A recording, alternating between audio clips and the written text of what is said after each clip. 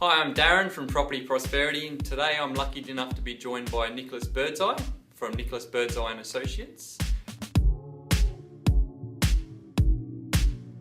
The first thing people have to consider when they're looking at buying property is, are they doing it for the purpose of making money?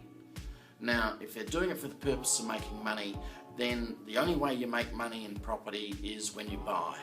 And it's like when you buy any asset, if you buy it cheap, you can make money.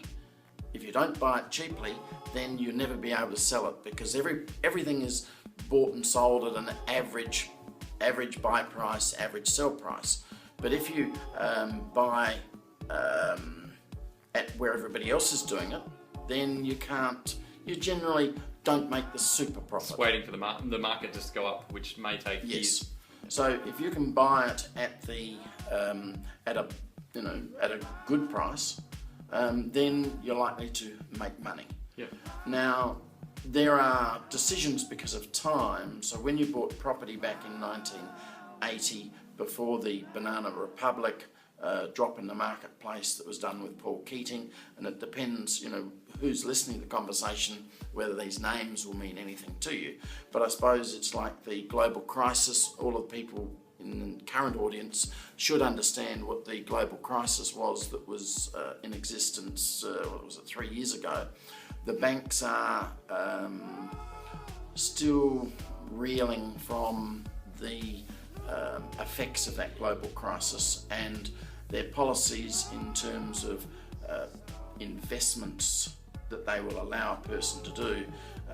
Pre the global crisis, the banks were very generous and would allow a person on a wage to maybe borrow up to 7-8 times their wage. So if they were earning $50,000, they might let them buy a $500,000 property. Now, they really couldn't afford to do it, and they do that with a $25,000 deposit.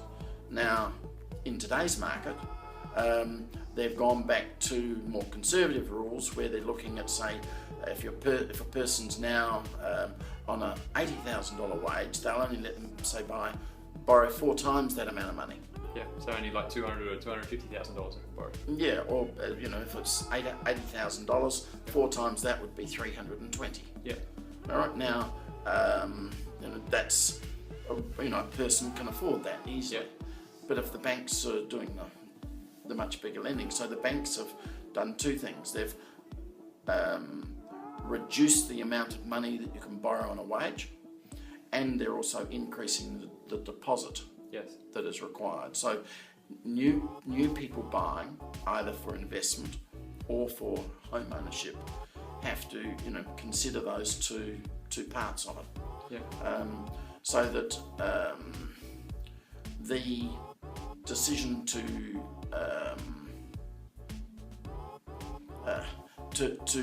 so I suppose looking at property, as the most important way to look at it is, how am I going to make money out of this property? Yeah. No, so I have that with a few of my clients as well, that I quite often, and particularly get some advice from obviously not you, but from other accountants, and they're more focused on trying to minimise their tax. And for my side of things, I'd more focus on the property as an investment first, and then look at the options of minimising the tax second. Because if you obviously just focus on minimising your tax, and you buy a property investment that's a bad investment, then obviously that could have negative repercussions down the track, particularly for your finance or for your future saving for your retirement and so forth. So it sounds like you're in a similar sort of, you think probably more important is to look at the actual investment itself, and then come to the accountant and say, okay, well, this is the investment I'm looking at. Can you give me some guidance on the best way to structure it? Is that normally the way you look at it then? There are some very wealthy people who say to make money you've got to pay tax, or the reverse argument of that is, if you're paying a lot of tax, you must be making a lot of money. Yeah. All right. Now, so if you're paying no tax, then how are you making money? Yeah. I am also not a believer in the concept of let's minimise the tax. Let's minimise the tax. Yeah. All right, because you still have to put food on the table. Yeah. You still have to pay the car. You still have to pay the school fees. Yeah.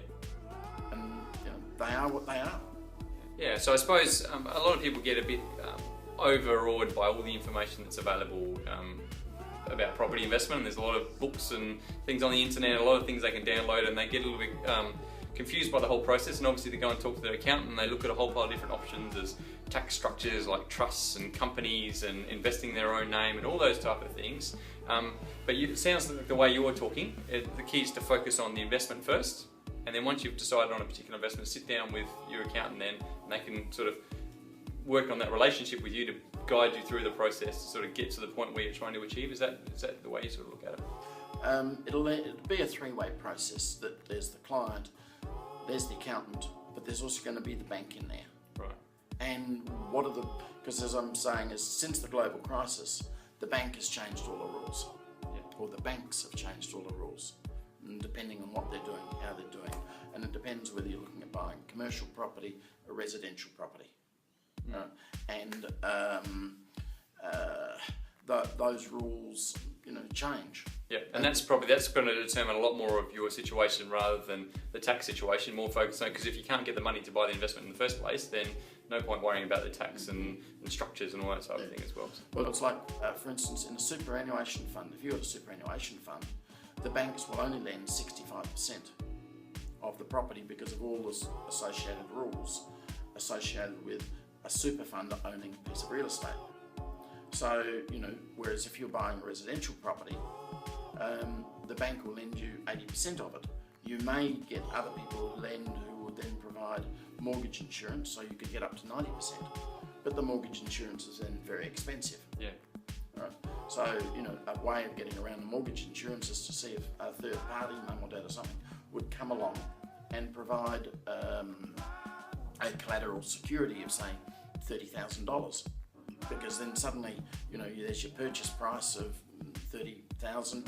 You might have 30 grand deposit, which is 10%, and the bank says, "Oh, well, we want mortgage insurance." But if mum or dad come along and say, "Well, we will let you have a collateral security of limited to $30,000, not open," right? Because banks will try and grab everything. Banks are greedy. Yeah. Banks are nasty. Don't trust banks, because they will look after yourself. So what I'm talking about, a limited mortgage, is that if the bank only needs $30,000 security, you only let them have the $30,000 security.